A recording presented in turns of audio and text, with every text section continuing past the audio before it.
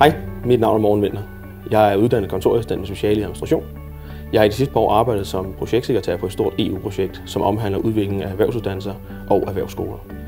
I mine erhvervserfaringer kan jeg nævne datavalidering, indsamling af data, kontakt med mange mennesker, arbejde med sociale medier. Som mine personlige erfaringer, der er jeg meget engageret, jeg er loyal, jeg er ansvarsfuld og jeg er meget struktureret. Igennem mit arbejde som projektansat, der har jeg været med til at udvikle trykmateriale til brug for elever, men også vejledere. Derudover har jeg været med til at udvikle en stor messestand til brug ved Skills i Aalborg. Igennem mit arbejde som kontoransat, der har jeg været med til at tænke nye tanker på både eksisterende såvel som nye udfordringer. Jeg har også været med til at implementere lean-tankegange i administrative processer. I min fritid, der kan jeg lide at køre motorcykel, fotografere og rejse.